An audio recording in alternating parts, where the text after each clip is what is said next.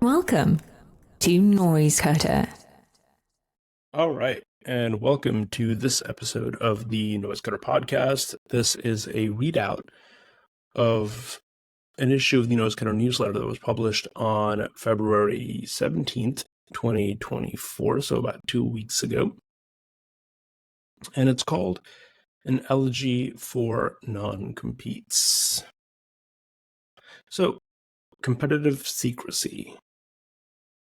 In the current era of business, more so than in any era of business before, information is power. From client lists and sales metrics to patentable innovations and trademark branding, enterprise value today is as much about what a business does as it is about what that business knows. And of course, it's also about how well protected that knowledge actually is. So for a lot of key business information, the protections of trademark and patent are either unavailable or inappropriate. For instance, a list of top customers can't be trademarked, nor can it be patented. Nevertheless, it, along with information on how those customers were acquired, how sales practice should be tailored to best derive value from those customers, all that's of extremely high value to just about any business. And typically we refer to this kind of information as trade secret. It's what, a business would protect as its trade secret. And that designation carries protections of its own. So the thing about trade secret information, though, is that it's typically only of value when it's deployed, right? In order for it to be effective, a business must, perhaps reluctantly, make this information available to a wide range of employees, often spanning a number of different business units, divisions, job titles, roles, etc. Nevertheless, in order to maintain trade secret status, trade secret information must be handled with care, and companies need to take reasonable measures to keep trade secret information confidential, secure, etc. So, protective covenants. What are these reasonable measures, right? For the legendary Coca-Cola formula, it's kept under lock and key with extremely restricted access and deployed towards the front lines of business in compartmentalized format, such that it can't easily be ascertained or reverse engineered.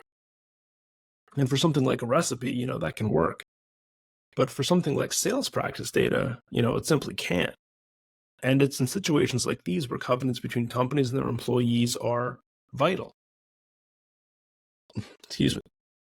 Sometimes these covenants are contained within a single long-form employment agreement, and other times they're carved off into standalone confidentiality agreements, intellectual property rights agreements, or something, kind of to that effect. And here's a quick summary of the, typical covenants, right? There's 3 of them. First, you've got a confidentiality, or what we call an NDA. Our stuff is secret, you got to keep it secret. Okay. A non-solicitation, or what we call a non-sol. You can't poach your colleagues and run off and start a new thing together, or have them join you at a different company. And this is typically, for a period of time. And, a non-competition or a non-compete. So you can't work for a competitor or start a company that competes with us, typically for a period of time and within a specific geography or geographic location. And all this kind of makes sense, right? If you've got an employee who's got access to your most sensitive customer information, for instance, you don't want them violating the above covenants. That would be bad for business. And, how do we deal with bad for business stuff in America? We litigate, obviously. So, litigation gamble. There's a recent set of non-compete lawsuits taking place in Massachusetts and California. And to understand what's going on, we have to dive into the murky industry of online sports betting. So in the U.S. market for online sports betting, there's really just 2 dominant players. There's DraftKings and there's Fanatics. Gambling businesses, whether online or in person, like a casino, they rely heavily on business from their top clients, right? It's the whales that make the money for the businesses. So customer and sales practice information, therefore, is, it's going to be of extremely high value. And just last week, as of the time of this writing, in roughly 10 days before the Super Bowl, a very significant event in the world of sports betting, obviously, an executive at DraftKings left his position with the company, with DraftKings, and joined its rival, Fanatics. So DraftKings promptly sues the executive in federal court in Massachusetts, citing theft of confidential information and violation of his non-compete and other covenants with the company. And the executive sued DraftKings as well, this time in state court in California, arguing that the non-compete is not enforceable. So there's calls to ban non-competes, right? And this is where the California lawsuit kind of gets to. For a while now, there's been something of a push in state legislatures across the country to ban non-compete agreements. Not surprisingly, California has led the charge, adopting legislation effective as of this year to ban non-competes. New York is trying to follow suit, though its bill was vetoed by Kathy Hochul in December, the governor, and it's likely to see revision as this year progresses. There's also a potential federal ban looming in the distance, and, for what it's worth, I get it. Non-competes can be scary, and for a lot of employees, they're wholly unnecessary. A lot of companies include them as a matter of course in their employment agreements without pausing to think about whether there's an actual interest of the company that's being protected in the actual use case. For instance, WeWork was investigated by the Attorney General's offices in New York and Illinois for its use of non-competes with fairly low-level workers like front desk staffers. Is someone who makes sure you've scanned in your ID card before you've accessed your workspace really going to run away with their employer's trade secrets? Probably not. There's no good reason that person shouldn't be able to quit and go work for another leasing company that's masquerading as a tech company, which, if you ask me, is what WeWork was. Ugh. On the other hand, though, there are employees at companies who generate and could have access to vital trade secret information, the disclosure of which to a competitor would be disastrous. There's a confidentiality clause, which, to be clear, is not something affected by the bans or the proposed bans on non-competes, sufficient to protect the employer's interests. That is to say, if they sign an NDA, can we rely on them not to violate it? Do we trust departing employees to understand what is or is not the confidential information of their former employer, and B, not use or disclose that information, particularly to their future employer that may be a competitor of their former employer? I mean, come on, right? In the news lately, we've seen the confidential document stuff with Biden. Like the president messed this up, sort of, kind of. So is that really just sufficient for a regular employee of a company?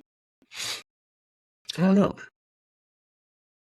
So we got to talk about an eventful Teams call, because you really don't have to take my word for it. Back in November of last year, an ex-employee of a German company called Vallejo was on a Teams call with his former employer on behalf of his new employer, NVIDIA. NVIDIA and Vallejo were working together, on a project for an auto parts manufacturer. And the guy was a software engineer on the NVIDIA side. On the call, during a screen share, you know where this is going. The guy minimizes the PowerPoint he's presenting to reveal his former employer's source code. Jesus, come on. Now, of course, investigations, lawsuits, penalties, etc., right? Yeah, all that's coming. But the scary thing here to me is that this only came to light because of how gobsmackingly stupid this guy was. Like, the source code was the second screen he had, or the second window he had up right behind the PowerPoint, and he was on a call with the people whose source code it was. Dude, really? Jesus. But what I'm thinking about here, and I'm sure I'm not alone in this, is how often is this happening where the employee in question isn't a complete moron and the compromise of confidential information is going undetected? Probably loads of times. And as a lawyer for companies that have and produce confidential information, this just gives me a big stomachache. Here's a tough question. Would a non-compete have solved this problem? Maybe, right? Here's what I think. If you're an employee with questionable scruples, I'm not sure how much a non-compete is going to deter you from harvesting confidential information for future and wrongful use. Do you think to yourself like, this confidentiality agreement, okay, fine, but no, I have this non-compete now, so what's the point, right? Or do you collect the information, store it, and save it, save the wondering about whether or not it's going to be useful, for later? You just hoard the information and then figure it out as time goes on. And that's my guess. My guess is the latter of those two things is true. Also, what sort of information are we talking about here and how evergreen is it, right? So the thing is, non-competes are typically of limited duration, and I don't think anyone's going to argue here that it's like even reasonable to try to enforce a forever non-compete, right? That doesn't make sense. So whereas a lot of confidential business information is valuable for a long time, right? So sure, if an employee wrongfully shares or uses confidential information tomorrow versus 6 months from now versus a year from now, the damage is, kind of maybe less, but it's not eliminated in most cases. So to me, generalization is a big part of the problem here. Excuse me. On both sides of the equation. To fans of non-competes, I'd say that the provisions unfairly punish employees who wouldn't divert confidential information, and they only delay the inevitable in the case of those who will. To those against, I'd say there's legitimate circumstances in which a non-compete is vital to protect the interests of a business, and that a blanket ban is inartful at best. What's needed here is an inquiry based on these specific facts and circumstances, considering, among other things, the following. So first, the confidential information value decay. So is the information to which the subject employee has access to, is that of evergreen value, or does its value decay over time? Now, I'm not sure how much information in this world is truly of evergreen value, right? Particularly in this world of increasingly rapid innovation. But it's fair to say that some information, right, like software source code, might have a longer value than other information, like marketing plans for the upcoming quarter. A non-compete may be more effective in cases where the subject information exhibits rapid decay, right? Whereas for more evergreen information, the marginal value of the non-compete should decrease steadily over time, but its overall value will correlate to the long-term value of the underlying information. Number two, the geographic scope of the confidential information. Is it valuable anywhere in the world or only in a specific region? Is the non-compete limited to match that scope? And even if it is, we've still got issues, right? What's the employee supposed to do? Are they supposed to move? That seems kind of harsh. In the remote work era, maybe it's a bit of a different calculus. I don't know. It depends on the industry and the job and the role, etc., right? 3, the industry scope of confidential information. So, is the confidential information valuable only within a subject company's industry or broadly across a variety of industries? Is the non-compete also then tailored to suit that? Here again, though, it's not so easy for an employee to switch industries, and perhaps even less so than to switch a place of residence in the case of, very highly specific skill sets, right? And then 4, compensation to employees during the non-compete period. So in some industries, this is what's called a garden leave. But basically, if a business finds it necessary to, protect its confidential information for a period of time through the use of a non-compete, benching your career, so to speak, for a period of time, it can pay you for a portion of or all of that period, right? And I'm sure some people will disagree, but I think those arrangements are fairly defensible, right? It's kind of like you're still an employee, you just don't show up to work and no one's going to talk to you. But you're not for other purposes like COBRA, healthcare, and things like that, right? So on one hand, it's still reasonable to call this a restriction on trade, which is what the big problem is with non-competes. But I don't think it's an unreasonable restriction. if we're worried about the employee's ability to earn, well, that's solved. And if there's an employer out there that's willing to pay the employee substantially more money, right, if they can start immediately so they are taking a haircut, that's the kind of scenario where I'm a little suspicious, right? What's the delta in the pay, right? If it's a usual, kind of salary increase from switching job to job, I get that, right? But if they're willing to pay this guy double if he can start tomorrow, is that related to some of the information that they assume he's going to bring along? Maybe, right? And so there's a lot of nonsense also about an earning threshold, right? And that's not in the points I just listed. How much a subject employee earns, and why? Why do I omit that detail? It's because it has nothing to do with the fairness of the restriction.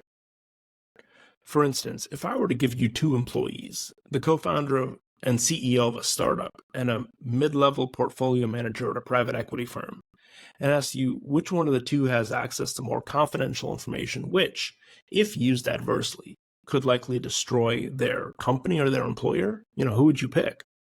It's the startup guy, right? Guy knows everything. He is the company at that point. There's another question. Which one of those guys likely gets paid more? And it's probably the portfolio manager. Now, remember how I'd mentioned that the New York governors vetoed legislation, banning non-competes? What was that veto about, right? One of the key considerations is the dollar amount threshold for employee annual compensation. The dispute right now between the governor and the bill sponsors, or at least part of it, is over whether the threshold should be $250,000 or $300,000 a year, and how bonus and stock option compensation should be counted in that figure, etc. So, for the financial services industry, like Wall Street banks, hedge funds, private equity funds, etc., the $250K versus $300K threshold, that might be more meaningful in distinguishing junior and mid-level employees. But it, A, has nothing to do with the nature of the confidential information being protected. The risk to the business, should the information leak to a competitor, etc. And B, that covers just about every employee from junior to senior in the context of most other industries, right? If you think about it, like, all right, so on Wall Street, yeah, like a mid-level guy's making 300, but a junior person is not. But in most other industries, and certainly like in the context of a startup, you don't typically, especially in the early stages when a business is most vulnerable, you don't see folks taking down 300K salaries. It's not that common, right? So fundamentally, under the proposed New York State law, a large bank can put a non-compete on a mid-level line employee, but an innovation-centric startup can't put one on its key leaders because the key leader is still making under 300K and the mid-level person might be making more. That's nuts, right? Because a startup would be way more damaged than a mid-level guy at a Wall Street bank, or, well, it's more likely a private equity shop or a hedge fund would be with them leaving. Maybe not, but certainly the startup CEO making, I don't know, 185,000 or 200,000, whatever the case may be, but underneath that threshold, and so you can't non-compete them. If that person leaves and goes to a competitor, the company they just left is not going to be in a good spot if they should choose to take some information along with them. So let's be realistic about a couple of things here. A federal ban is going to depend a lot on what happens in November of this year. California's ban isn't going anywhere, and New York's ban is going to become law eventually. Other states may join the bandwagon, as I call it, and I'd expect this to split sort of along the red-blue divide, right? Because I think that's just kind of in the shadows of this issue. And it's telling, and perhaps no accident, the two states leading the way on banning non-competes are also those which hold the most vibrant and populous communities of tech and other innovation-driven startups. Functionally, though, this brings the most risk to a large number of the most vulnerable doorsteps, because those are the companies that really benefit a lot from the existence of non-competes. How are they going to adapt? The most logical, but perhaps the most damaging way forward is to restrict the flow of information within the employee pool, right? This doesn't come without its costs, though. For one, there's an increased workload on and costs as well on the IT function in ensuring that the company's drives, their databases, the entire IT environment is properly permissioned and segmented under what we call a POLP, or a principle of least privilege, which means you only get access to exactly what you need to do your job, but you don't really get to see the full picture. You don't get a shred more of information. But, when you're talking about a startup, like, how do you define that also, right? And this creates friction, potentially insurmountable friction within the business. On a person-to-person side also, there's going to be a need for a lot of training regarding inside the company confidentiality. So yeah, you might have your best friend working on a different side of the business at the same startup that you are, and now suddenly you can't talk freely about work to them, even though you both work at the same company. And, look, maybe in some circumstances that's already kind of true and whatever, but in a lot of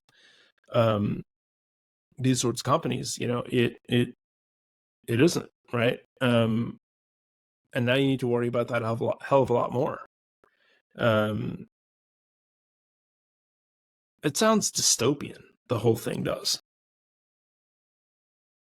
And that's unfortunately what startup culture might start to look like if these bans, which a lot of folks unwittingly think are great ideas, if they go through.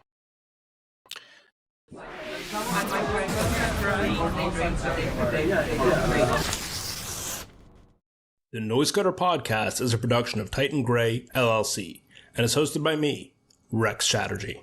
If you found our podcast helpful and want to say thanks, please head over to your favorite podcast app, whether it's Apple Podcasts, Spotify, Amazon Music, or wherever else, and give us a review, leave a comment, and hit that follow or subscribe button to stay up to date on the latest. For more about our guest or this episode, head over to our website, Noisecutterpodcast.com, where you'll find contact info for our guest as well as links to some of the things we talked about on this episode. If you want to reach us directly, just send an email to info@noisecutterpodcast.com. This recording is a copyright of Titan Gray, LLC, with all rights reserved. This podcast may be construed as attorney advertising, and prior results do not guarantee a similar outcome. Nothing in this podcast should be construed as legal advice, and your listening to this podcast or contacting us about it does not form an attorney-client relationship. No affiliation or relationship, including an attorney-client relationship, exists between us and our guests unless otherwise stated. For full terms of use, please visit our website at Noisecutterpodcast.com.